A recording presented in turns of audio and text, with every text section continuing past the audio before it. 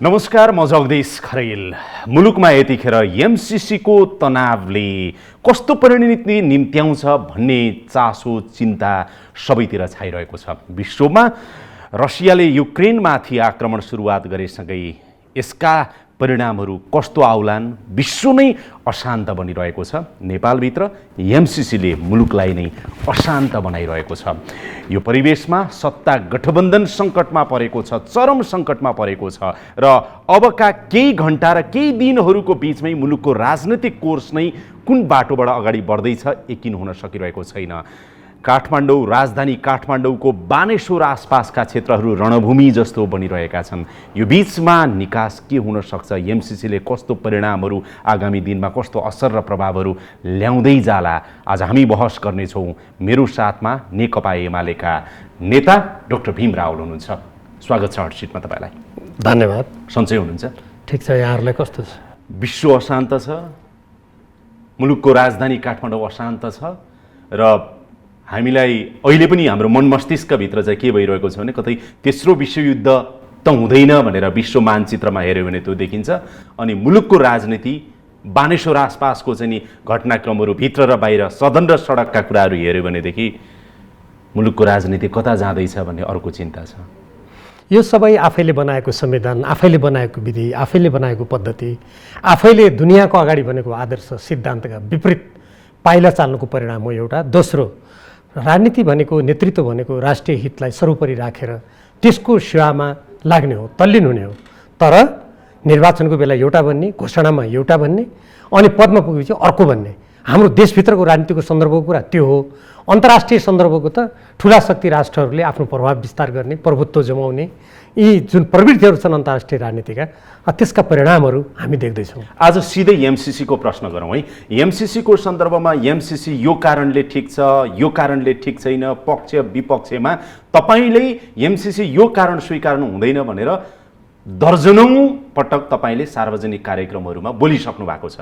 तपाईँले बोलेका बुँदा वाक्यहरू नै सम्भवतः नेपाली जनतालाई कण्ठ भइसक्यो होला। त्यसैले म त्यतातिर नदोहोरिने गरेर आज तपाईँसँग कुराकानी गर्न चाहन्छु। मूल प्रश्न भनेको एमसीसी पास हुँदा पनि र फेल हुँदा पनि कस्तो परिणाम आउला, कन्सिक्वेन्सेसहरू के होलान् भन्ने चाहिँ चिन्ता हो मुख्य। तपाईँले भने चाहिँ साँच्चीकै एमसीसी पास गरियो भने देश बर्बादै हुन्छ, डुब्छ नै? यो पारित भयो भने पनि वा यसलाई स्वीकार गर्यो भने पनि के परिणाम आउला भन्नुभन्दा अगाडि हामीले जुन यो नेपालको संविधान बनाएका छौँ, हामी यसको बाटोमा हिँडेका छौँ कि छैनौँ त्यो हेर्नु पर्यो। र हामी भारत र चीन जस्तो विशाल देशहरूको बिचमा एउटा संवेदनशील भूराजनीतिमा छौँ। त्यो अवस्थामा जुन हाम्रो यो संविधानमा, नीतिमा हामीले स्वतन्त्र परराष्ट्र नीतिको कुरा गरेका छौँ, पञ्चशीलको सिद्धान्तको कुरा गरेका छौँ, असंलग्नताको कुरा गरेका छौँ, समाजवाद उन्मुख अर्थतन्त्रको कुरा गरेका छौँ, सार्वजनिक निजी र सहकारी तीन खम्बे अर्थतन्त्रको नीतिको कुरा हामीले गरेका छौँ। त्यो अनुसार हामी अगाडि बढिरहेका छैनौँ। यदि हामी त्यो अनुसार अगाडि बढ्यौँ भने हाम्रो प्रणाली बच्छ र त्यसका परिणामहरू सुखद हुन्छन्। ठिक त्यसको विपरीत यी कुराहरूमाथि आघात पर्ने, राष्ट्रिय स्वाधीनता कमजोर हुने, हाम्रो भूमि विदेशी कम्पनीको कब्जामा जाने, हाम्रो प्रसारण लाइन विदेशी कम्पनीको कब्जामा जाने, हामीले अमेरिकाको वर्तमान कानुन र भविष्यको कानुन मान्नुपर्ने यस्ता प्रावधानहरू मानेर हामी गयौँ भने स्वाभाविक रूपमा यसका परिणामहरू हाम्रो देशको लागि अत्यन्त हानिकारक हुन्छन् र देशभक्त जनताले आवाज उठाउनुपर्ने बाध्यात्मक स्थिति सिर्जना हुन्छ। होइन, एमसीसी स्वीकारियो भने साँच्चीकै तपाईँलाई लाग्छ अमेरिकी आर्मीहरूको बुट नेपाली भूमिमा बज्रिन्छ? मैले अमेरिकी सेनाको बुट बज्रिन्छ भनेको छैन। म उदाहरणको लागि कतिपय मानिसहरू भन्छन् काल्पनिक कुरा गरियो, यत्तिकै भ्रम फैलाइयो भनेर कतिपय मान्छेहरू भन्छन्। मैले ती मान्छेहरूलाई के भनेको छु भने अमेरिकासँग म पनि राम्रो सम्बन्ध कायम गर्न चाहन्छु नि। खालि मेरो माग के छ भने हामी स्वाधीन सार्वभौम सत्ता सम्पन्न देश हौँ। हामी सार्वभौम समानताको आधारमा हाम्रा सम्बन्धहरू अगाडि बढ्नुपर्छ र कुनै देश सानो होस् या ठुलो होस् त्यो हिसाबले जानुपर्छ। हेर्नुहोस्, मैले यत्तिकै भनेको छैन। यो सम्झौताको होइन यो सम्झौताको धारा 5 हेर्नुहोस्, यो धारा 5 को यो 5(1) र त्यसको 3 मा हेर्नुहोस्। यसमा के भनेको छ? यसमा यो प्रचलित कानुन वा संयुक्त राज्य अमेरिकाको भविष्यमा बन्ने कानुन र नीति उल्लङ्घन गर्न पाइँदैन।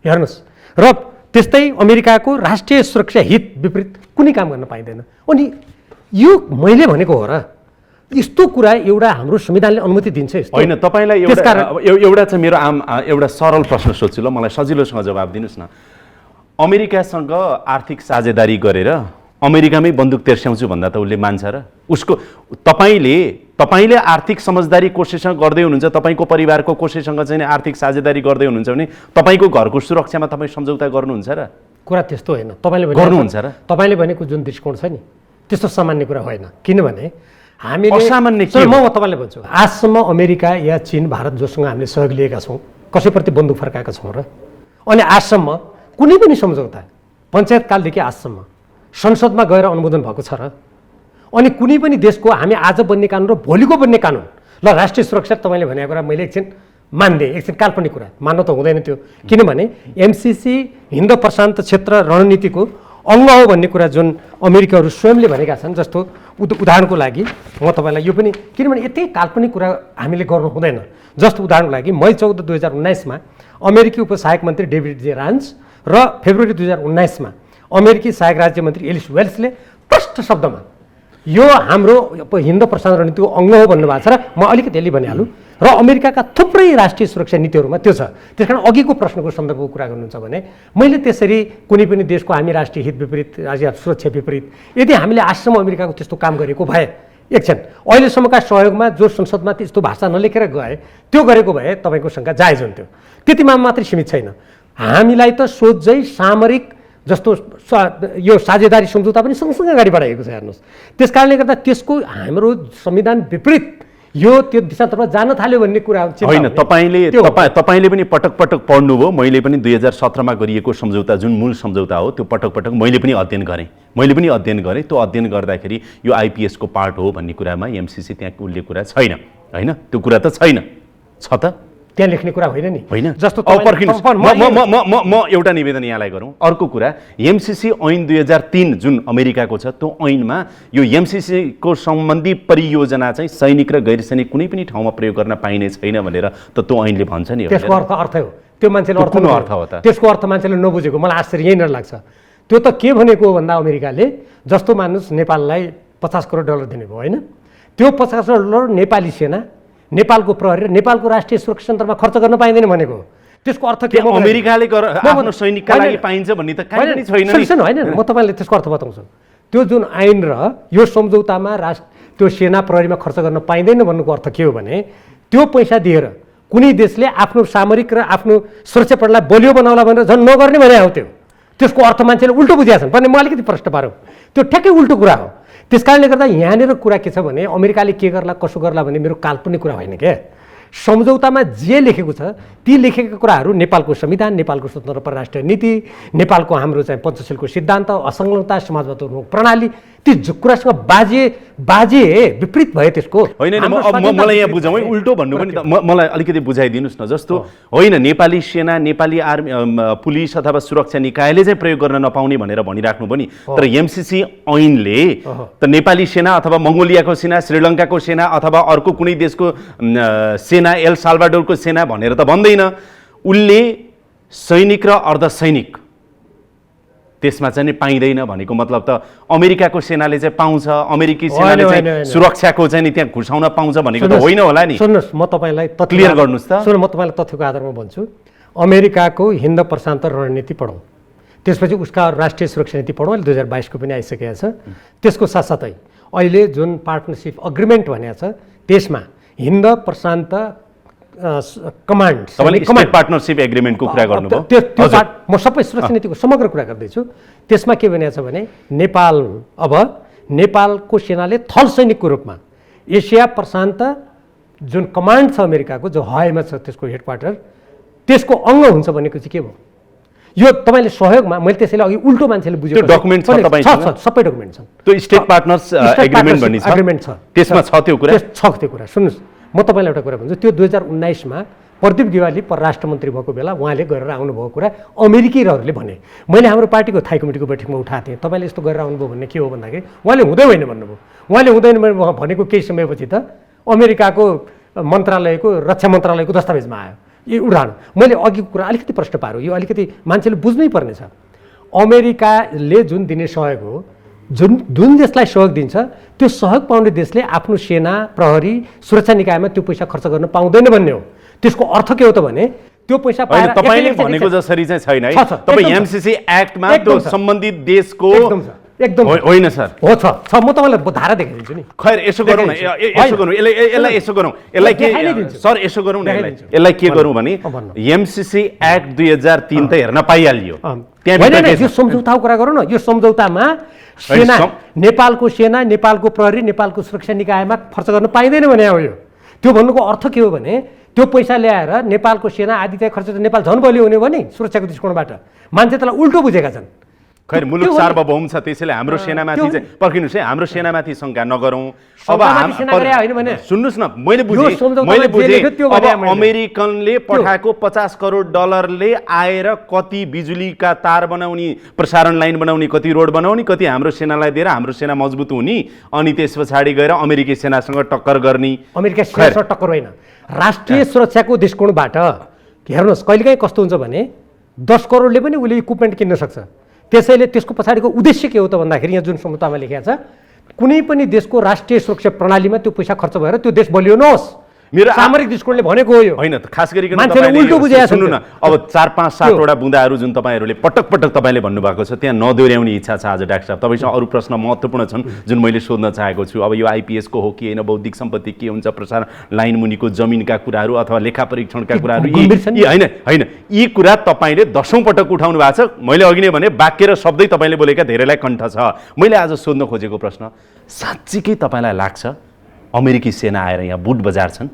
म तपाईँलाई त्यसको व्याख्या गर्छु। पर्खिनुहोस्, यो सुन्नुहोस् त्यसरी लाग्छ या लाग्दैन? हेर्नुहोस् भविष्यमा कुरा सुन्नुहोस्, यस्तो यो 5 वर्षको आयोजना 5 वर्षभित्र सक्नुपर्ने छ। त्यही सक्नको लागि संसदलाई अझ बढी जवाफदेही बनाएर संसदबाट पारित गर्नुपर्ने छ। 5 वर्षमा यो सकिए पछाडि साँच्चीकै अमेरिकी सेना आएर बुट बजारला? 5 वर्षको लागि होइन, म तपाईँलाई एउटा दफामा 5 वर्षको लागि भनेको छ। अरू दफामा अनन्तकालसम्मको लागि एमसिए नेपाल मार्फत एमसिसीले नेपालको भूमि जहाँ प्रसारण लाइन छ त्यो जग्गा कब्जा गर्छ, त्यो प्रसारणमाथि कब्जा गर्छ। तपाईँले यदि समय दिनुहुन्छ भने म धारा दफा देखाइदिन्छु। एक दोस्रो यो अर्को एकछिन तपाईँलाई अहिलेको जुन कुरा छ त्यसलाई अलिक प्राज्ञिक दृष्टिकोणले अलिकति साँच्चै गम्भीर रूपमा विश्लेषण गरौँ। मैले कहिले पनि मेरो अन्तर्वार्तामा तपाईँले हेर्नुभयो भने यो सम्झौता गर्ने बित्तिकै अमेरिकी सेनाले बुट लिएर आउँछ मैले त्यसरी बोलेको छैन। म भन्छु के म भन्छु नि म सुन्नु नि त मेरो कुरा। हेर्नुहोस् यहाँ के भन्छ, अमेरिकाको राष्ट्रिय हित सुरक्षा हित विपरीत क्रियाकलाप गर्न पाइँदैन एउटा भनेको छ। म तपाईँलाई एउटा साह्रै अर्को गम्भीर कुरा सुनाउँछु, देखाउँछु। यो वन मन्त्रालयसँग एमसिए नेपालले गरेको सम्झौता हो। एमसिए नेपाल भनेको विकास समिति अन्तर्गतको सानो कार्यालय हो। त्यो कार्यालयले 22 पेज लामो मन्त्रालयसँग सम्झौता गरेर यहाँ दुईवटा कुरा लेखेको छ। एउटा लेखेको छ, any activity contrary to the national security interest of the United States, अमेरिकाको राष्ट्रिय सुरक्षा स्वार्थ विपरीतका कुनै पनि काम गराउने मान्छेलाई त्यहाँ राख्नु हुँदैन, आफूले गर्नु हुँदैन। एक दोस्रो त्योभन्दा गम्भीर हेर्नुहोस्, दफा 5 मा के भनेको छ भने द प्रोजेक्ट पार्टनर भनेको वन मन्त्रालय र वातावरण मन्त्रालय will not enter into any agreement in conflict with this agreement or the principal compact भनेको मूल सम्झौता डकुमेन्ट्स ड्युरिङ द कम्प्याक्ट टर्ममा। यसले के देखाउँछ त भने अब अमेरिकाको राष्ट्रिय सुरक्षा हित के हो भन्ने कुरा त परिभाषित छैन यो सम्झौतामा। कि त्यो परिभाषित भएदेखि यो काम गर्नु हुँदैन भन्ने थियो, त्यो त व्यापक भयो। तपाईँ एकाडेमिकल्ली सोचौँ एकैछिन, म प्लिज यो सिद्धान्त किनभने यो अत्यन्त संवेदनशील कुरा छ। अब के हुन्छ, यसरी सम्झौतामा बन्धित नेपाल भइसकेपछि नेपालले अमेरिकाको राष्ट्रिय सुरक्षा स्वार्थ भनेको त्यो व्यापक दायरा लिन्छ त्यसले। अहिले जबकि हिन्द प्रशान्त रणनीति क्षेत्रमा अहिले शक्ति राष्ट्रहरूको क्वाड बन्नेदेखि लिएर त्यहाँ प्रतिस्पर्धा छ। भोलि मान्नुहोस् नेपालले कुनै पनि चीनसँग जापान अरू देशसँग कुनै आफ्नो आर्थिक सम्झौता गरेर त्यो अमेरिकाले मेरो राष्ट्रिय सुरक्षा हित विपरीत किन गरिस् भनेर उसले बन्द गर्न सक्छ। अझ यसैमा खतरनाक कुरा के छ भने मैले अघि जुन तपाईँलाई यो पढेर सुनाएँ म दोहोऱ्याउँछु होइन, यो धारा 5 को 5(1) क को 3 मा लागू वर्तमान वा भविष्यमा लागू हुने कानुन। तपाईँ भन्नुहोस् कुनै देशले भविष्यमा उसले यस्तो कानुन बनायो एसिया प्रशान्त क्षेत्रमा लडाइँ हुने भयो, युद्ध हुने भयो, नेपालको चाहिँ हवाई अड्डा अमेरिकाले प्रयोग गर्ने रोक्न सक्नुहुन्छ यो सम्झौता अन्तर्गत। दोस्रो सुन्नुहोस्, उसको राष्ट्रिय सुरक्षा स्वार्थमा जहाँ धक्का लाग्यो हो त्यो धक्का लागेको बेला मान्नुहोस् उसले भूमि हाम्रो अनन्तकालसम्म कब्जा गरेको छ। भोलि नेपाली देशको जनताले कुरा बुझे ए हाम्रो भूमि त यसले पो कब्जा गर्न थाल्यो कम्पनीले भनेपछि, जस्तै मडागास्करमा जस्तो आन्दोलन भयो त्यहाँ सैनिक विद्रोह भएको थियो, त्यस्तो यहाँ भयो भने ए मेरो सम्पत्तिमा खतरा भयो भनेर त्यति बेला आउँछ अमेरिकी सेना। मलाई एउटा कुरा जानकारी कुरा दिनुहोस् त्यस्तो हो क्या। एउटा कुरा जानकारी दिनुहोस् न। अहिले झन्डै अब 45-50 देशमा एमसिसी सम्झौताका प्रक्रिया छन्। कतिपय देशमा अब राम्रै पनि भइरहेछन्, कतिपय देशमा फिर्ता भएका छन्, कतिपय देशमा सम्झौतै भएका छैनन्। ती धेरै नहेरौँ। तर अमेरिकी सेनाको उपस्थिति, त्यो देश कब्जा गरेको, जमिन कब्जा गरेका देशहरू अलिकति बताइदिनुहोस् न। सेनै अमेरिकी सेनै उपस्थित भएर चाहिँ नि ती देश बर्बाद बनाएका, ध्वस्त बनाएका, अमेरिकाको एमसिसी गएसँगै त्यो देशै खतम भयो भन्ने 2-4 उदाहरण एक धेरै समस्या भएको देश मैले पहिलो नै भनिहालेँ मडागास्कर। एमसिसीको कारण एमसिसीको कारणले पहिलो देश नै मडागास्करमा। त्यहाँ के भयो भने त्यहाँ गयो, त्यहाँ गइसकेपछि त्यहाँको भूमि एउटा अन्तर्राष्ट्रिय एउटा कम्पनीलाई उसले हडप्नु खोजेपछि जनताले आन्दोलन गरे, सैनिक विद्रोह भयो पहिलोमा नै। त्यसपछि घाना थुप्रै छ। अमेरिकी सेना त्यहाँ गयो होइन गयो सैनिक उथलपुथल भयो। अब त्यो उसको स्वार्थमा धक्का लाग्यो पनि उसको देशभित्र भन्नुहोस् न अमेरिकी सेना कहाँ गयो? अमेरिकी सेनाले कुन चाहिँ जमिन अहिलेसम्म हडप्यो? सन् 2004बाट एमसिसी कार्यान्वयनमा आएपछिदेखि यता सर अहिले 16-18 वर्ष भयो।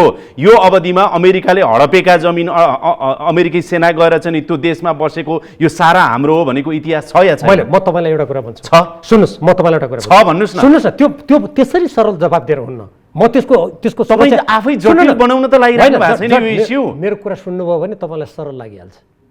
तपाईँले मलाई 1-2टा उदाहरण दिनुहोस् न। अमेरिकाले ध्वस्त बनाएका देशहरू एमसिसीको कारण है। तपाईँले मेरो कुरा सुन्नुभयो भने तपाईँलाई एकदम सरल भयो। मलाई कस्तो सुन्न मन लागेछ भन्नुहोस्। सुन्नुहोस्, म भन्छु। आजकलको विश्वमा के हुन्छ भने कुनै देशको सेना अर्को देशमा गएर भूमि कब्जा गर्ने भनेको चरम युद्धको अवस्थामा मात्रै हुन्छ। जस्तो अफगानिस्तानमा भयो, इराकमा भयो, अहिले युक्रेनमा भइरहेछ। त्यसबाहेक अहिले शक्ति राष्ट्रहरूले के गर्छन् भने सबभन्दा पहिले त्यसको अर्थतन्त्र कब्जा गर्ने, त्यसको सुरक्षा प्रणालीमा त्यहाँ आफूले भनेका मान्छे सरकारमा घुसाउने, त्यहाँको चाहिँ सामरिक सुरक्षाको दृष्टिकोणको सम्पूर्ण त्यहाँको कुराहरू आफ्नो हातमा लिने, त्यहाँको स्रोतहरू आफ्नो कब्जामा लिने। शक्ति राष्ट्रको पहिलो पाइला त्यो हुन्छ। र जुन देशसँग एमसिसीको सम्झौता भएको छ आजसम्म ती देशहरू एकै प्रकारका छैनन्। कुनै ती शक्ति राष्ट्रहरूको पहिलेदेखि नै उसको इन्ट्रेस्टमा काम गर्नेछन्। कुनै देशहरू जस्तो अहिले मङ्गोलियाको उदाहरण दिन्छन्।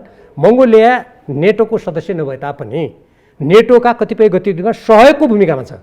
कोही त्यस्ता देश छन्, कोही कस्ता छन् भने दुईटा सामरिक रूपले जटिल होइन। तपाईँले यस्तो कुराको विश्लेषणात्मक जवाब जनतालाई दिनु भएन भने यसको अर्थ के हुन्छ भने यो त यस नो बटन दबाए जस्तो हुन्छ राजनीतिक सुरक्षाको विश्लेषण। त्यसका समग्र पक्षलाई के लाउनु पर्छ? तपाईँ सुरक्षा म भन्छु अब सक्नुहोस् है। तपाईँको प्रश्नको जवाब सिद्धिएन नि, तपाईँको प्रश्नको जवाब सिद्धिएन। त्यसकारण के हुन्छ भने प्रत्येक देशहरूको आफ्नो फरक स्थिति हुन्छ। त्यहाँका संविधानका व्यवस्थाहरू फरक हुन्छन्। जस्तो हामीले स्वतन्त्र परराष्ट्र नीति र असंलग्नता मानेका छौँ, सबै देशले त्यो मानेको छैन। कतिपय देशहरू अरूसँग संलग्नताको सिद्धान्तमा छन्। त्यसकारण अर्का देशले के गर्यो भनेर हामी हावामा हिँड्ने कि एकैछिन हाम्रो संविधानमा के छ, हाम्रो भौगोलिक स्थिति के हो, हामी के गर्दै आएका छौँ, हामी नेपाली जनताको स्वाधीनता के हो, त्यो आधारमा सम्झौता अनि हामीसँग गरेको सम्झौता के छ, अरू देशको सम्झौता कस्तो भने हेर्ने कि हामीले आफ्नो स्थिति हेर्ने कि फलाना देशमा यसो भयो हामी त्यही गरौँ। आम जनताको तर्फ फेरि दोहोऱ्याएर सोधेँ सरलाई अलिकति सजिलो जवाब दिनुभयो भने म कन्भिन्स हुन सकौँला। फेरि पनि आम जनताको तर्फबाट सरल प्रश्न त्यही दोहोऱ्याएँ कि कुन देशमा घुस्यो, कुन देशमा सैनिक बुट उतार्यो, कुन देशमा गएर चाहिँ एमसिसी प्रवेश गरेर अमेरिकाले जमिन लियो, त्यहाँको चाहिँ अर्थतन्त्र लियो, यो लियो त्यो लियो, प्रत्यक्ष रूपमा भने त तपाईँलाई मैले मेडागास्कर पहिले देशको उदाहरण दिएँ। कहाँ अमेरिकी सेना गयो सर त्यहाँ? सैनिक किन जानु पर्यो? त्यहाँ त जमिन कब्जा गर्न लाग्दाखेरि सैनिक विद्रोह गराए नि। अब तपाईँलाई लाग्छ तपाईँलाई लाग्छ प्रसारण लाइन भन्दा मुनिका जमिनहरू अब अमेरिका लाएर यो जमिन मेरो भनिदिन्छ? हेर्नुहोस्, यो काल्पनिक होइन। त्यहाँ तोरी छर्छ, गहुँ छर्छ, धान रोप्छ। मलाई माफ गर्नु होला, ल भन्नुहोस् त। तपाईँले साह्रै सतही कुरा गर्नुभयो, मलाई माफ गर्नु होला। मलाई गहिराइमा बुझाइदिनु। यो शब्द प्रयोग गर्नु पर्दाखेरि मलाई माफ गर्नु। होइन प्लिज गर्न सक्नुहुन्छ। तपाईँलाई सुन्नुहोस्, होइन सुन्नुहोस्, तपाईँलाई यस्तो सतही कुरा गर्न मिल्दैन। तपाईँ कार्यान्वयन सम्झौता हेर्नुहोस्, यो कुनै गत मास छर्ने कुरा हो र? प्रसारण लाइन भनेको नेपालको संवेदनशील कुरा हो, नेपालको जलस्रोत एक मात्र त्यसको सदुपयोग गर्ने माध्यम हो। त्यसमाथि कसको कब्जा हुन्छ? एमसिए नेपाल मार्फत एमसिसीको कब्जा हुने सम्झौतामा लेखेको छ। यो मेरो कुरा हो र भने अब अर्को तपाईँलाई मैले एउटा अघि म भन्दै थिएँ, हेर्नुहोस् मैले तपाईँलाई चाहिँ यो कार्यान्वयन सम्झौताको धारा 1 को दफा 1.2b अनि आइआईमा हेर्नुहोस्। यो अब यो यत्रो अङ्ग्रेजी पढ्दा यो लामो होला, म सार भन्छु, तपाईँले हेरे भइहाल्यो पछि होइन, कुनै यो झुटा कुरा गर्ने कुरा त छैन। यहाँ के लेखेको छ भने त्यो जमिनमाथि एमसिसीको त्यसमा उसको पूर्ण आधिपत्य हुनेछ। त्यो जग्गा काहीँ केही गर्नु पर्यो, भोलि नेपाल सरकारले केही गरी लिनु पर्यो भने उसले त्यो पैसा तिर्नु पर्नेछ। त्यहाँ केही छुनु केही पऱ्यो भने एमसिसीको पूर्व लिखित सहमत स्वीकृति लिनुपर्नेछ। अनि यो कब्जा होइन, यो एकैछिन यो गतमास छर्ने कुरा हो र? जब तपाईँको सम्झौतामा यो लेखिया छ अनि कहाँ चाहिँ गतमास छर्छ धान रोप्छ भन्ने तर्क त्यस्तो एउटा तपाईले होइन, ठिक छ तपाईँले आफ्नो तर्क दिनुभयो। मैले तर्क दिएन। मेरो अर्को प्रश्न, मेरो तर्क होइन, यो सम्झौतामा लेखेको कुरा हो। ठिक छ, एउटा अर्को प्रश्न दिनुहोस् न। अफगानिस्तानबाट अमेरिका ब्याक भयो, पर्खिनुहोस् है, भन्नुहोस्। अफगानिस्तानबाट अमेरिका ब्याक भयो, इराक युद्ध, लिबिया युद्ध, थाङथिलो गल्फ वारदेखि लिएर भियतनाम वारदेखि लिएर भियतनाम वारमा चाहिँ अमेरिकाको परिणति त्यस्तो भयो, कोरियाका यी सारा इतिहास। अब तपाईँ चाहिँ पोलिटिकल साइन्सको विद्यार्थी, विद्यावारिधि गरेको डक्टर पनि हुनुहुन्छ, तपाईँ पिएचडी डक्टर पनि हुनुहुन्छ, यी सबै इतिहास तपाईँले पढ्नु भएको छ। बिस्तारै बिस्तारै बिस्तारै अमेरिका ती सबैबाट ब्याक भइरहेछ। हामी यहाँ अमेरिकाको सुरक्षा चासो चाहिँ छ भनेको जसरी, हामी पुरै सेना उतार्छ भनेको जसरी, एटलिस्ट तपाईँले सेनै उतारिहाल्ने चाहिँ होइन त भन्नुभयो। होइन, मैले त्यो भनेको छैन। सुन्नुहोस्, होइन, मेरो कुरालाई जस्ताको तस्तै बुझ्नुहोस्। जुन अमेरिकाको सुरक्षा स्वार्थको विपरीत नेपाल चल्न पाइने छैन भनिएको छ। अनि म तपाईँलाई यसै सिलसिलामा साह्रै एउटा सान्दर्भिक कुरा, यो जग्गा दैनिकपुर जाऊ, नेपाल विद्युत प्राधिकरण, म त्यसको जोड्छु है। यो नेपाल विद्युत प्राधिकरण ऊर्जा क्षेत्रको आधिकारिक हाम्रो निकाय हो, सरकारी हो। हेर्नुहोस्, यसमा तपाईँले त्यो फोकस गर्न मिल्छ भने टेलिभिजनमा फोकस गर्न सक्नुहुन्छ। Millennium challenge account Nepal MCA विकास समितिको नाममा यो जग्गा दैनिकपुर जारी भएको छ। यदि त्यो जमिन जुन यहाँ लेखेको छ, यो लेखे अनुसारै यो कब्जा गरेको, यो अनन्तकालको लागि जग्गा त्यो कम्पनीको अध्ययनमा नजाने भए उसको नाममा जग्गा धनी पूर्जा कसको नाममा छ? यो मैले धनी पूर्जा कसको नाममा छ? मैले पढेँ नि, म फेरि दोहोऱ्याउँछु। मिलेनियम च्यालेन्ज अकाउन्ट नेपाल विकास समितिको नाममा छ। एमसिए नेपाल हो, विकास समिति अन्तर्गतको भनेको यो नेपालकै भयो। नेपालको सुन्नुहोस्, यो एमसिए नेपाल नेपालको होइन। म भन्छु तपाईँलाई, म भन्छु नि एमसिए नेपाल पूर्ण रूपमा एमसिसीबाट निर्देशित हुनेछ। त्यो जग्गामा एमसिसीको उसको आधिपत्य हुनेछ भने अर्को ठाउँमा लेखेको छ। भनेपछि एमसिए नेपालको त खालि यो निमित्त मात्रै हो। जस्तो हाम्रो देशमा विदेशी नागरिकले कुनै कम्पनी जग्गा किन्न नपाउँदाखेरि कतिपय विदेशी नागरिक आएर एकजना मान्छे नक्कली खडा गरेर त्यो जग्गा किन्न लगाउँथे नि, त्यस्तो ढाँचा हो यो। अब नत्र अनन्तकालको लागि नेपाल विद्युत प्राधिकरणको नाममा हुनुपर्ने कि होइन? ल भन्नुहोस् त, ऊर्जा प्रसारण लाइनको आधिकारिक अङ्ग त्यो होइन? किन जग्गा दिएको त? एउटा कुरा अझै यही जग्गासँग अर्को म तपाईँलाई जोड्छु। सम्झौता संसदबाट अनुमोदन भएको छैन। सम्झौता अनुमोदन नभई यो कार्यान्वयन गरेर जग्गा कसरी खर्च गर्यो 2019 मा? ल भन्नुहोस् त। होइन, सम्झौता त सन् 2017 मा भयो। सम्झौता भएपछि कार्यान्वयन हुने कामहरू सुरु हुने क्रममा अगाडि बढ्यो होला नि त। संसदबाट अनुमोदन हुँदै गर्छ, उहाँ 17 मा सम्झौता भइसकेको छ। अब 19 मा प्रक्रिया त अगाडि बढाउनु पर्यो। चाह गर्ने एउटा देशको सार्वभौम सत्तामाथि आघात पुर्याउनु भनेको त्यही हो जगदीशजी। तपाईँ र मैले सामान्य यो घरको कुनै सहमति गऱ्यौँ भने तपाईँले जुन मितिमा मलाई दिने भनेको अगाडि मैले माथि आएर बिस्तारा हाल्न मिल्छ?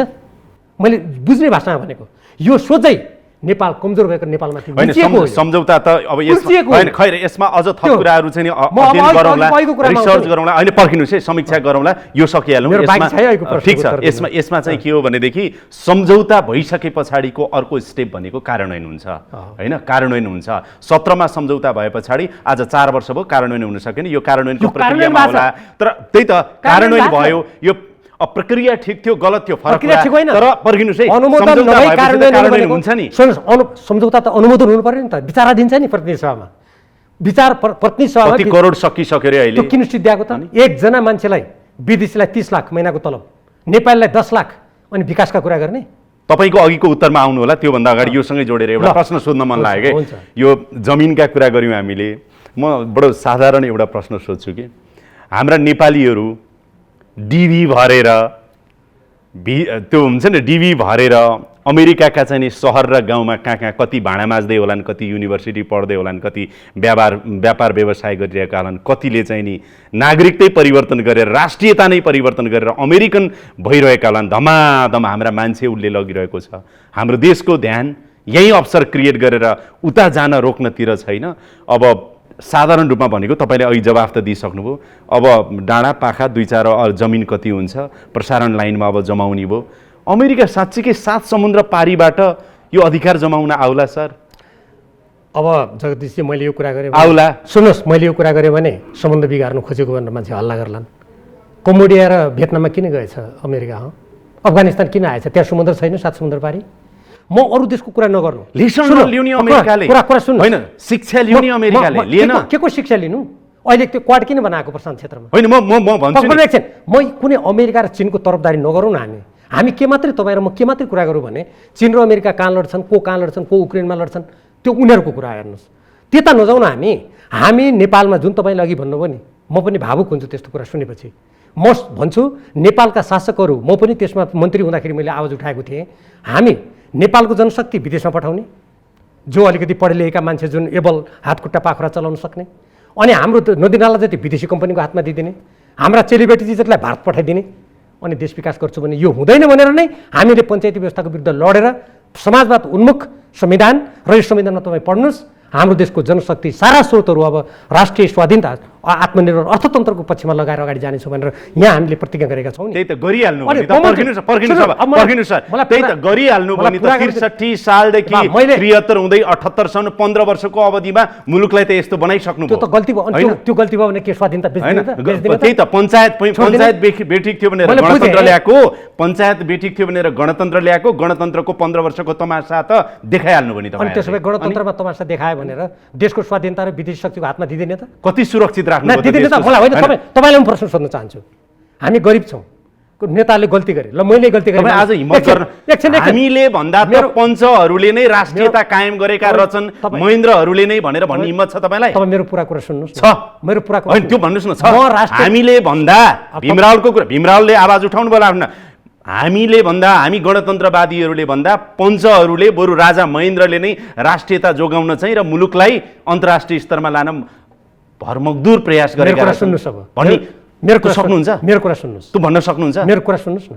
सक्नुहुन्छ कि सक्नुहुन्न? तपाईँले मेरो कुरा सुने पो मैले जवाब दिन्छु। सुन्छु। सुन्नुहोस्, कुनै देश गरिब हुनसक्छ, त्यसका नीतिहरूमा कमजोरी हुनसक्छ।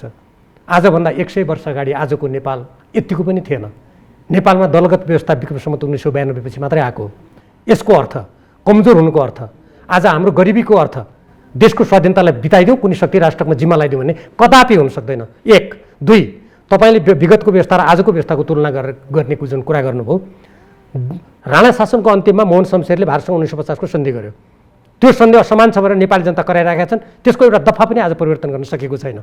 अहिले केही मान्छे के भन्छन् भने यो सम्झौता गरिहालौँ, पछि मन नलागे बेला यो खारिज गरौँला। यो नेपाली जनतालाई भ्रमा पार्ने कुरा हो। जहाँसम्म पञ्चायत कालमा यसरी आज 1965 मा राजा महेन्द्रको बेलामा 1950 को सन्धिको पत्राचार, जसलाई अङ्ग्रेजीमा लेटर अफ एक्सचेन्ज भनिन्छ, त्यो गरेर थप अप्ठ्यारो चाहिँ पारेको तथ्य इतिहासमा छ, त्यो अकाट्य छ। त्यसबाहेक यसरी नेपालको सिधै भूमि कुनै कम्पनीको कब्जामा जाने र यस्तो प्रकारको 1 दर्जनभन्दा बढी सम्झौता गरेर नेपाललाई शक्ति राष्ट्रको भुमरी बनाउने काम पञ्चायती व्यवस्थामा गरिएको देखिँदैन। त्यो मलाई भन्न के अप्ठ्यारो भयो? म त इतिहास र राजनीति शास्त्र अध्ययन गर्ने मान्छे हो नि।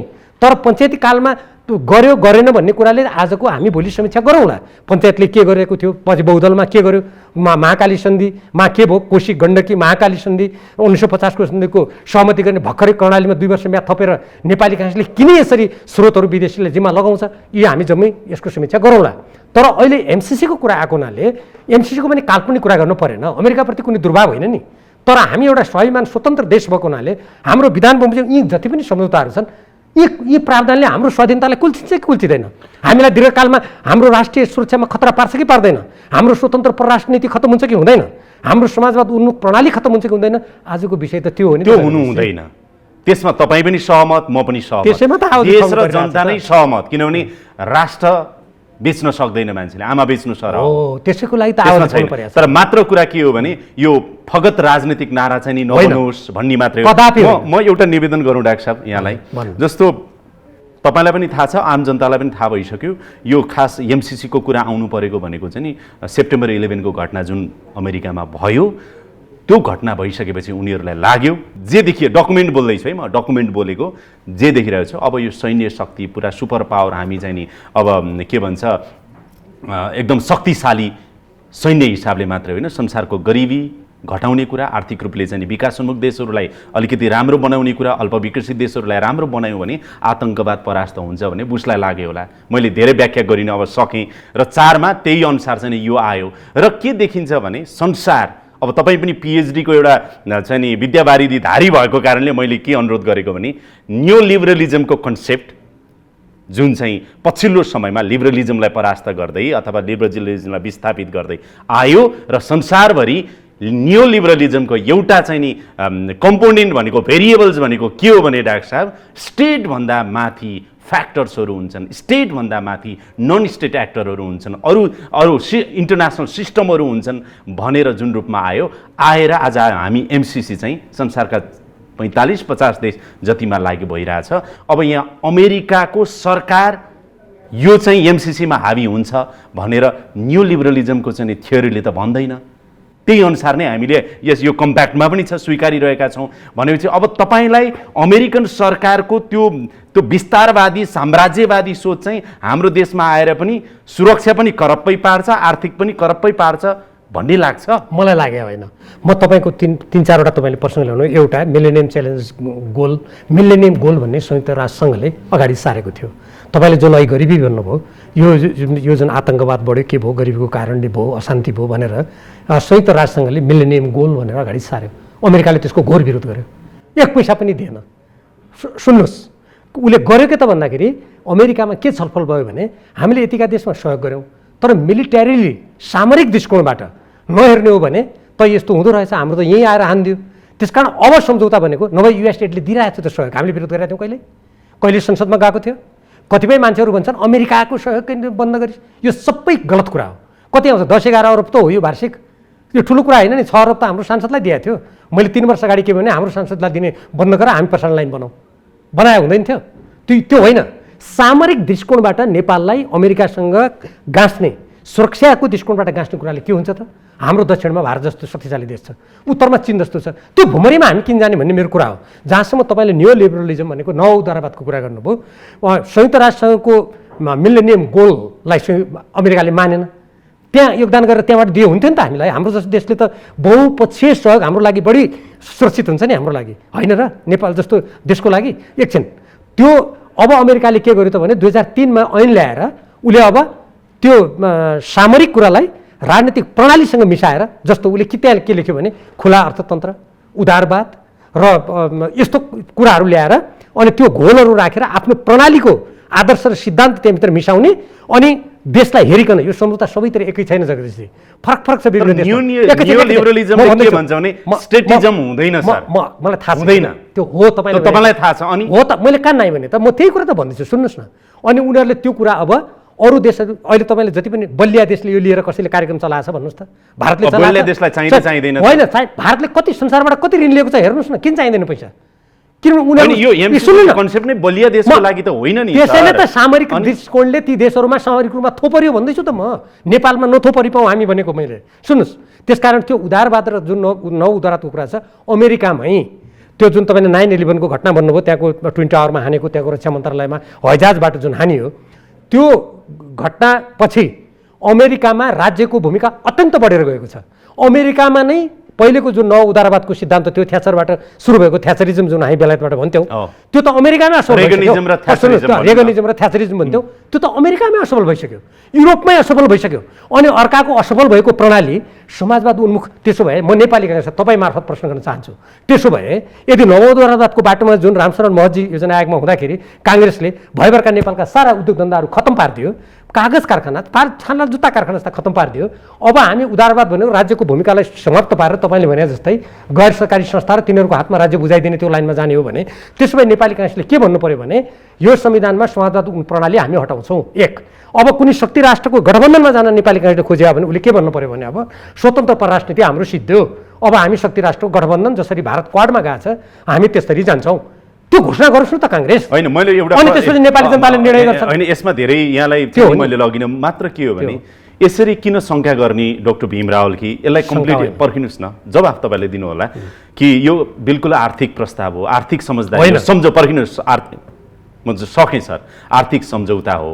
किनभने जोसेफ नाय जो चाहिँ अब लिबरलिजमको चाहिँ ऊ भन्छन् अमेरिकाको रक्षा मन्त्री पनि भएका अरे त्यो टाइममा, उनले के भनेका छन् भने त्यो प्याराडक्स अफ अमेरिकन पावर भनेर त्यो किताब तपाईँले हेर्नुभयो भने त्यहाँ उनले के भन्छन् भने अमेरिकाले अब सैन्य शक्तिको बलमा मात्रै संसारभरि आफ्नो प्रभाव राख्न सक्दैन, संसारभर आफ्नो प्रभाव राख्ने हो भनेदेखि आर्थिक एजेन्डाहरू हुनुपर्छ र त्यो आर्थिक एजेन्डा चाहिँ के रूपमा हुनुपर्छ भने हेजेमोन प्रभुत्व कायम गर्ने भन्दा पनि गरिब देशहरू विकासोन्मुख देशहरूलाई उनीहरूलाई आर्थिक रूपले समृद्ध बनाएर राम्रो गरियो भने मात्रै विश्वमा पिस कायम गर्नको लागि, शान्ति कायम गर्नको लागि, द्वन्द्व हटाउनको लागि चाहिँ काम गर्छ भन्ने कन्सेप्ट अहिले विश्वभर ग्लोबलाइजेसन हेर्ने हो भनेदेखि त्यही नै देखिन्छ। त्यसैले यसलाई त्यत्रो ठुलो हाउगुजी नलिकन, होइन 500 मिलियन भनेको चाहिँ नि अब हामीले चाहिँ आर्थिक सम्झौताकै रूपमा लिने हो कि? त्यसो भए तपाईँको कुरासँग म सहमत। ल अमेरिकी विद्वानले भनेछ त्यसो भए यी सबै सामरिक कुराहरू जम्मै राष्ट्रिय सुरक्षादेखि हामीलाई चाहिँ बेरेर यतिसम्म भनेको छ कि एमसिसीको पैसा ब्याङ्कमा राख्दा ब्याज समेत एमसिसीको हुनेछ। हामी 13 करोड त्यसमा हाल्छौँ, बौद्धिक सम्पत्ति एमसिसीको असीमित र एकलौटी हुनेछ। दफा देखाइदियो भने म देखाइदिन्छु। त्यस्तै गरेर उसले के भनेको छ भने एमसिए नेपाल पूर्ण रूपमा एमसिसी प्रति उत्तरदायी हुनेछ। नेपाल सरकारले कुनै निर्देशन दिन पाउने छैन। उपनिवेश हो नेपाल। यदि त्यो विद्वानको अनुसार हो भने त ठिक छ नि त, 50 अरब रुपियाँ युएसएड मार्फत यी सम्पूर्ण यस्ता सामरिक कुरा हटाइदिएर पारदर्शिताको लागि, भ्रष्टाचार रोक्नको लागि जुनसुकै प्रावधान राखे पनि हुन्छ। त्यसमा मेरो सहमति छ। उनीहरूले नै लेखा परीक्षणको कुरा कहिले पनि उठाएको छैन। याद गर्नुहोस्, त्यो 10वटा संस्थाले गरे पनि हुन्छ। तर यसरी एउटा सैनिक गठबन्धनमा, सामरिक गठबन्धनमा नेपाललाई धकेल्ने, नेपालको स्वतन्त्र परराष्ट्रमाथि प्रहार गर्ने, नेपालको जमिन कब्जा गर्ने गरी किन आउनु पर्यो त? त्यो दिए भइगयो नि त। म स्वागत गर्छु।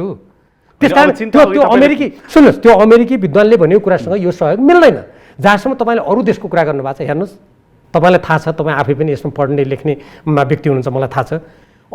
यो हामीसँग गरेको सम्झौता अरू देशसँग मिल्दैन। प्रत्येक देशसँग अमेरिकाले त्यहाँको स्थिति हेरेर आफ्नो स्वार्थ अनुकूल गरेको छ। अनि अर्का देशसँग गऱ्यो भने तपाईँले विदेश नीतिको हाम्रो विदेश नीतिको कुरा गर्नु भने हामीले गत साल मात्रै एकीकृत विदेश नीति भनेर ल्यायौँ। अब हामीलाई त एउटा आरोप पनि त लाग्न सक्छ, लागू भएको छैन त्यो एकीकृत विदेश नीति छैन। संसदको समितिमा फेरि पनि छलफल हुँदैछ। खैर अझ त्यता गइन म अन्तर्राष्ट्रिय सम्बन्ध समितिको सदस्य हो, त्यहाँ आएकै छैन। तपाईँलाई मैले सोध्न खोजेको कुरा, हामीलाई कतै प्रो चाइनिज भनेर आरोप त लाग्दैन? बिहारै हामीले स्वीकार गर्यौँ। एकदम गलत कुरा हो। म यहाँबाट भन्छु, हामी यस्तो सम्झौता यदि चीनसँग गर्यो भने त्यसको सबभन्दा पहिलो विरोध गर्ने मान्छे म हुन्छु। यहाँ चीन र अमेरिकाको कुरा होइन हाम्रो। मलाई पुरा गर्दैन नि कुरा।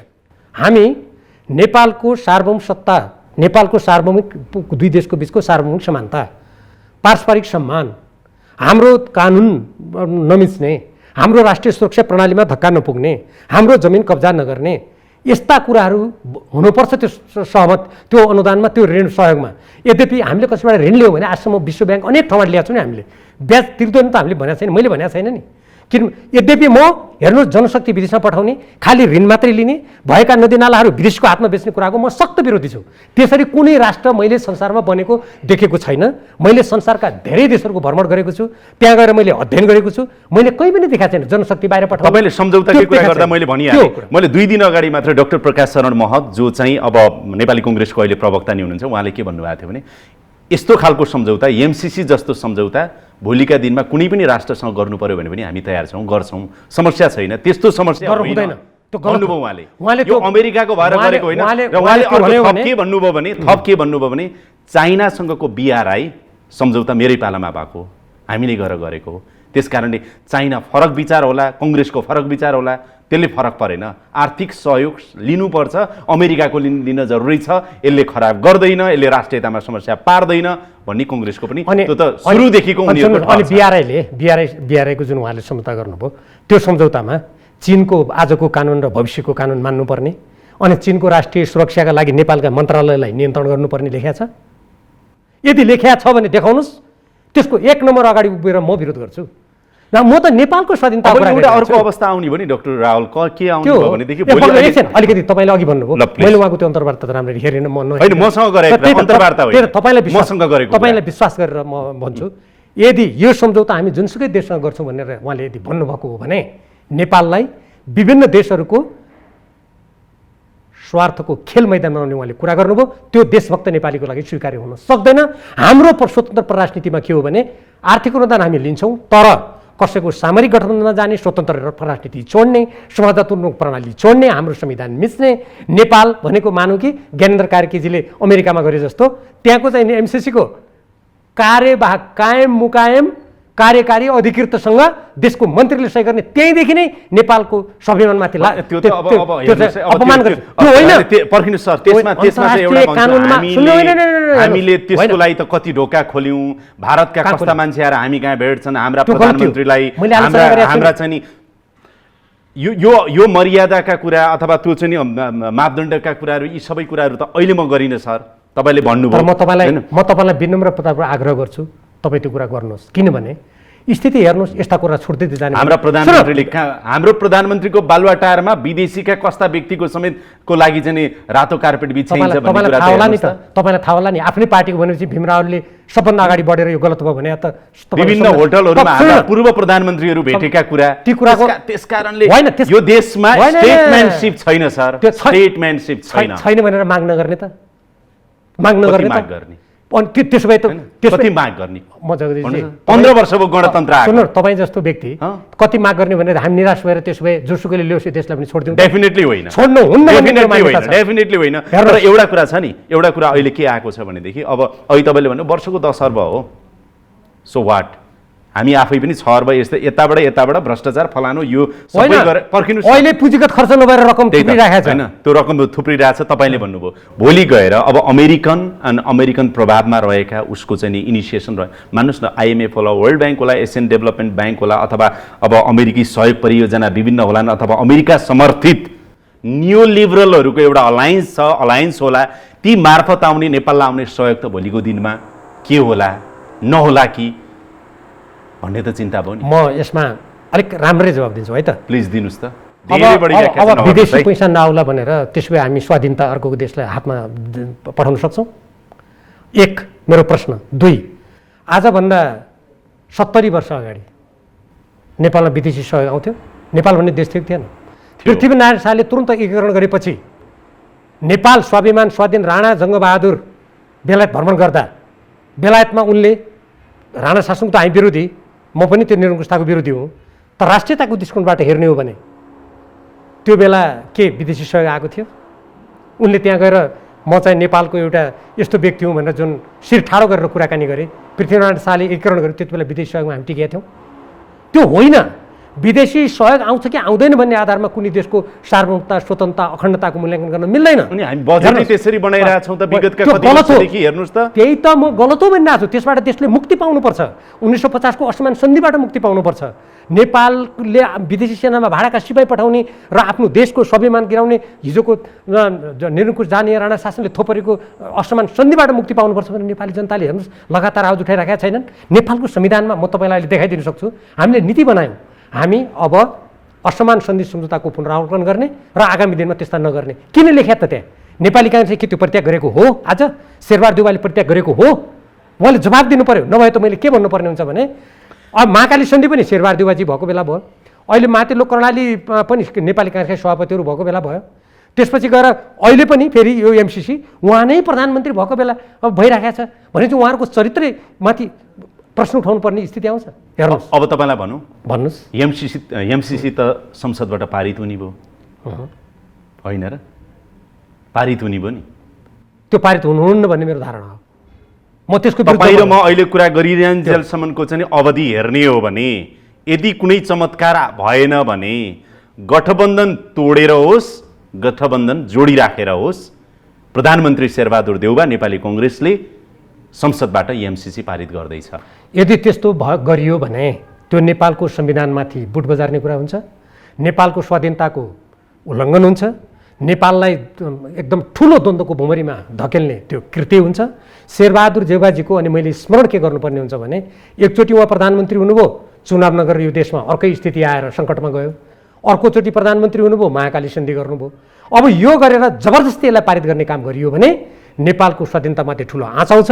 नेपालका त्यसपछिका दिनहरू ठुला शक्ति राष्ट्रको द्वन्द्वको तर्फ यो देशलाई घचेडेर नेपाली जनता र नेपालको स्वाधीनतामाथि सङ्कट ल्याउने व्यक्तिको रूपमा इतिहासमा शेरबहादुर देउवा र त्यसमा निर्णय गर्ने नेताहरू दर्ज हुनेछ। तपाईँ र म कुरा गरिन्जेलसम्मको अवधिमा यदि नेताहरूले बोली फेरेनन् भने नेकपा माओवादी केन्द्र र नेकपा एकीकृत समाजवादी MCC को विपक्षमा रहने उहाँहरूले अहिलेसम्म स्पष्ट हुनुभएको छ। फेरि यहाँ त जिब्रा 2-3टा हुन्छन्, कति बेला के बोल्छन् नेताहरूले थाहा हुँदैन। तपाईँ र म अहिले कुरा गरिरहेको अवधिसम्म चाहिँ माओवादी र एकीकृत समाजवादी चाहिँ यसको विपक्षमा हुन्छन्। त्यो भनेको मतलब कङ्ग्रेसलाई अब एमसिसी पास गर्नको लागि एमालेको सहयोग चाहिनेवाला छ र तपाईँलाई पनि जानकारी छ, मलाई पनि जानकारी छ स्पष्ट रूपमा एमालेको त्यति बेला नेकपाको सरकार भएको अवधिमा केपी ओली अनि नेकपा एमाले र त्यसका नेताहरू पटक पटक तपाईँ बाहेक एमसिसीको पक्षमा रहेका स्पष्ट रूपमा देखिन्छ। अब अहिले यद्यपि औपचारिक रूपमा नेकपा एमाले आफ्नो कुरा खोलेको छैन। अब यो अवस्थामा भोलि एमसिसी पारित गर्ने प्रक्रियामा नेकपा एमाले गयो र शेरबहादुर देउबा नेपाली कङ्ग्रेसलाई संसदमा सघायो भने डाक्टर भीम रावल तपाईँ के गर्नुहुन्छ? म दुई तीनटा कुरा भन्छु। पहिले नेकपा छँदाखेरि सबै नेताहरू त्यसको पक्षमा होइन। तत्कालीन नेपाल कम्युनिस्ट पार्टी नेकपाको केन्द्रीय कमिटीको दोस्रो बैठकबाट आम रूपमा 2/3 केन्द्रीय कमिटीका सदस्य त्यसको विरुद्धमा देखिएपछि केपी ओलीजी र पुष्पकमल दाहालजीले कार्यदल झलनाथ खनालजीको संसदमा गठन गरेर म पनि सदस्य थिएँ। हामीले प्रतिवेदन दियौँ। त्यसमा यसका राष्ट्रघाती प्रावधानहरूलाई सविस्तार चर्चा गरियो। 128 पेजको छ तपाईको। तर के गरियो भन्दाखेरि त्यसलाई कमिटीमा राखिएन। त्यो दुःखको कुरा हो र त्यसपछि पार्टी फुट्यो। त्यता म जान चाहन्न। अब अहिले अब नेकपा एमालेको जुन कुरा छ, नेकपा एमालेको जनताको बहुदलीय जनवाद, यसको असमान सन्धि समता नमान्ने यसको नीति, मार्क्सवाद लेनिनवाद, बाह्य हस्तक्षेप अस्वीकार गर्ने नीति, यदि त्यो नीति परित्याग एमाले गर्छ भने त यो सम्झौताको पक्षमा निर्णय गर्ला, अध्यक्षले गर्नुहोला। यदि त्यो पार्टीको नीति, यसको जुन महाधिवेशनबाट भर्खरै पारित भएको कार्यक्रम छ, त्यसको घोषणा छ, यदि त्यो कुरालाई मान्ने हो भने नेकपा एमाले कदापि यो सन्धिको पक्षमा उभिन मिल्दैन। अब म के गर्छु तपाईँका तीनटा प्रश्न भएर अब म के गर्छु? म नेकपा एमालेको जनताको बहुदलीय जनवाद, यसको असमान सन्धि समताको विरोध गर्ने नीति, राष्ट्रियताको झन्डालाई झुक्न नदिने यसको नीति, 6 सालदेखिको नीति हामीले उठाउँ जुन भनेको छ, म त्यसमा अटल भएर उभिन्छु र यस्तो राष्ट्रघाती प्रावधानहरू यथावत भएको सम्झौताको विरुद्धमा म मतदान गर्छु र नेपाली देशभक्त जनतालाई आह्वान गर्छु। यो जबरजस्तीबाट पारित भए पनि नेपाली देशभक्त जनता हो, यसलाई कार्यान्वयन हुन दिनुको लागि एकछिन पुरा यस्तो महत्त्वपूर्ण कुरा त पुरा हुन दिनु पर्यो। यसलाई कार्यान्वयन हुन नदिएर नेपालको स्वाधीनतामाथि आँच आउन नदिनुको लागि देशव्यापी रूपमा उठ्नुहोस् र यो गर्नेहरू, यो जले यो नेताहरूले यस्तो गरेर यिनलाई निर्वाचनमा पराजित गर्नुहोस्, नेपालको स्वाधीनतालाई झुक्न नदिनुहोस्। डाक्टर रावल, तपाईँ बाहेक अहिले एमालेको प्राय सबै नेता कार्यकर्ता माथि रहेका भनौँ न, अब तल कार्यकर्तासम्म छाम्न पाएको छैन, सबै नेता कार्यकर्ता तपाईँ बाहेक अब औपचारिक रूपमा भन्न बाँकी छ, तर कङ्ग्रेससँग त्यो अलायन्स तोडियो भने अथवा सभामुखलाई कारबाही हुने अवस्था भने एमसिसीको पक्षमा आउने देखियो।